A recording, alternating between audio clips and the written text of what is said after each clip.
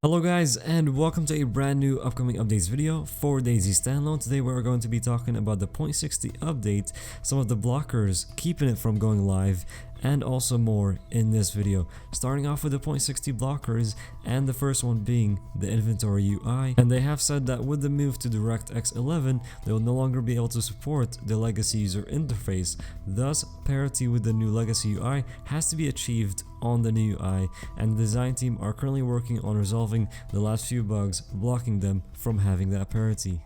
The next blocker is reload mechanics, and they said the move in 0.60 to involving manual bolt cycling as well as misfire and jamming management via the charging handle on weapons such as the M4 has an impact on every firearm in the game, and they are currently working on resolving some of the functional hiccups in switching between magazines and the need to chamber twice before firing from a new magazine. So that's another blocker right there for 0.60. And then the last one they talked about was character loading slash saving. They did say a very large volume of unneeded traffic was discovered when investigating issues with character loading. A rewrite of the methods used to save and load from the central hive, and once they restore proper functionality, this area will no longer be a blocker.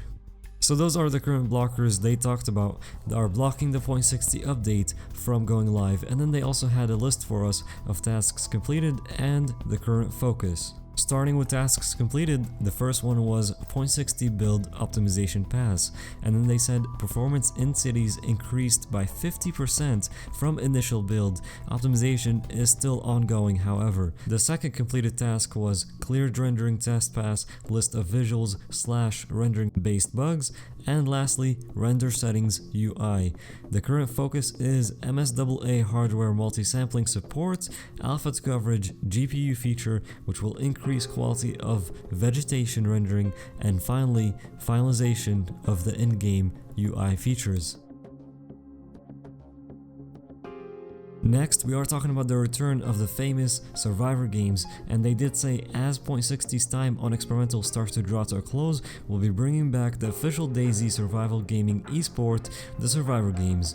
The Survivor Games 7 qualifiers will be a fantastic way to stress test 0.60 before it hits stable, and to see how the new inventory and reloading / chambering mechanics work in high stress situation. So this will be towards the end of the 0.60 being on experimental, and before it hits stable it will be kind of as the final test for it to see if anything needs to be fixed before the update moves to stable. So that's pretty cool, cannot wait for this. By the way, I will be participating in this event, so I'm looking forward to it. I'll keep you guys updated with any more information that I get on this as we get closer to it.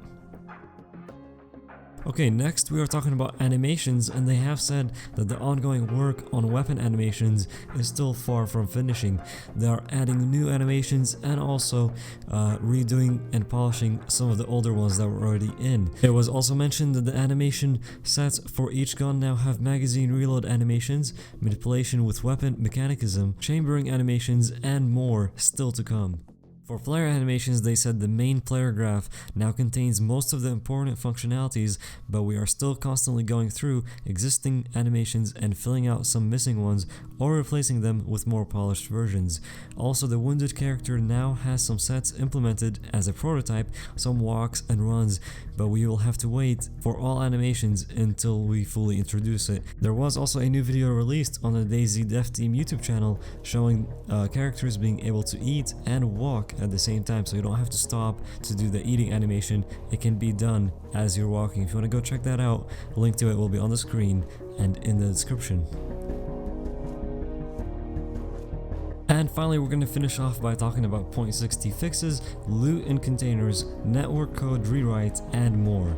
So they start off by saying that in the past 2 weeks they have spent a lot of time bug fixing most of the critical issues like the client / server crashing or issues with weapon reloading. They have also said that they want 0.60 to be in the best state possible when it hits experimental.